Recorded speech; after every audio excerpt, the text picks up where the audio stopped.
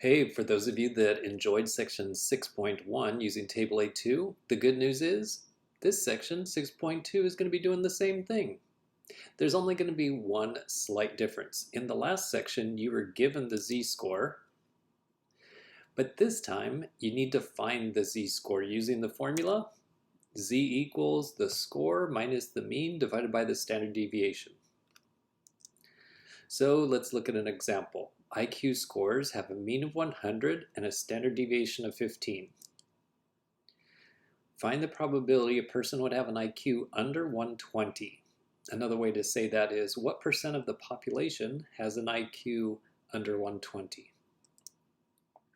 So first of all, I draw the normal distribution, and right here in the middle goes the mean equals 100. Then take the 120 and draw a line where 120 would be over here to the right. Since it says under 120, then you could see my beautiful shading job. All that red part is what we're looking for. So below or under 120. The next thing, do the z-score. So it's going to be the score of 120 minus the mean of 100 divided by 15. Now when you do the z-score on the calculator, make sure that you use 2 decimal places, because table A2 only goes to 2 decimal places, so either set the mode and then change the float to 2, or just go ahead and round it to 2 decimal places yourself. So this one turned out to be 1.3333. Anyway, I rounded that to just be 1.33. The next thing, just like the last section, use table A2. And z was a positive 1.33, so make sure you're using the positive z-scores. The answer that we'll get will tell us what's on the left side, which is really good news because that's exactly what we're looking for. All I need to find out is where is z equals 1.33. So down here in the lower left corner is the 1.3. And then I go over and tell the column says that the last decimal is a 3, and it's going to be this one right here, which says 0.9082. So that means that my final answer is this red part is 0.9082, or in other words, 90.82% of all people have IQ under 120. That is definitely the majority. Okay, on to another one. Again, IQ scores have a mean of 100, standard deviation of 15. Then what's the probability that someone's IQ is between 105 and 117? So begin by drawing the picture. Nice bell-shaped curve, normal distribution. In the middle goes the mean of 100. That means that 105 is on the right side right here. 117 is a little bit farther to the right here. Then the good news is we get to do the z formula twice. So one time with the 105 minus 100 divided by 15. That, the calculator tells me, is a 0.33. Then separately do the 117 minus 100 divided by 15. That turns out to be a 1.13. Now I need to look up both of these in table A2. So a 0.33 would be right about here. Oh, good job, I got it right. So that's a 0.6293. Then for the 1.13, so 1.1 is right here, and then 3 would be right there at the 0.8708.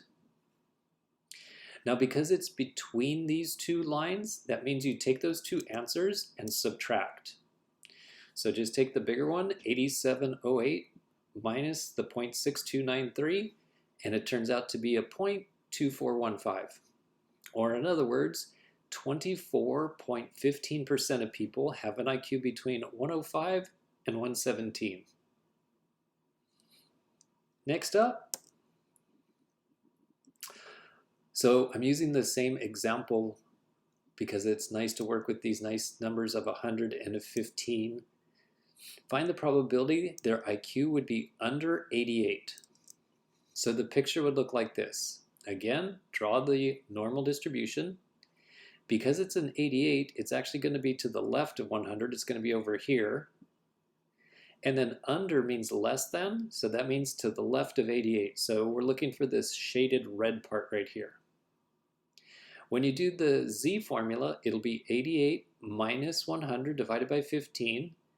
And whenever the score is on the left of the mean, that means the z turns out to be negative. In this case, negative 0.80. Then make sure you're looking at the negative z-scores. And the answer you get from this table is going to tell you this left tail over here, which is good news because that's what we're looking for, the left tail.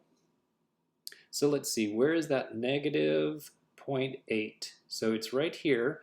So negative 0.80 should be this one right there. Let's see if the magical rectangle can find it. Yes, it found it, 0.2119. And that means that, that means that 0.2119 would be the final answer. Now, if it had said over 88, in other words, if you're looking for this right side that's blank right now, then just do 1 minus this. So that's if it said over. Since it said under, we're actually done right there. Okay, then on to a different type of example. Calculus exams have a normal distribution. The mean is 80, so that goes in the middle, and the standard deviation is 12. This is the kind where we get to work backwards. Find the score needed to be in the top 10% of that class. So I began by drawing a picture, the normal distribution. Next, I put where the mean is equal to 80, that goes right in the middle of the picture. The top 10% would be over here to the right, so that's these people right here with the little red arrow. That's the top 10%. And if they are the top 10%, then everybody else is 90%. Now I need to use table A2 and work backwards and find out what this z equals, because right now it's blank. I don't know what it is.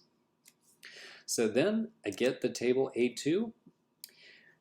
Because this z is on the right side of the mean, that means it's equal to a positive. And the next thing to do is look for a 0.90, because this has the left side that's in here with all these probabilities, and this is the left side equals 0.90. So then look for what's closest to 0.90. The closest one I can find is 0.8997. Oh, the magical rectangle says I got it right. Then look over to the left, and it's going to say a 1.2.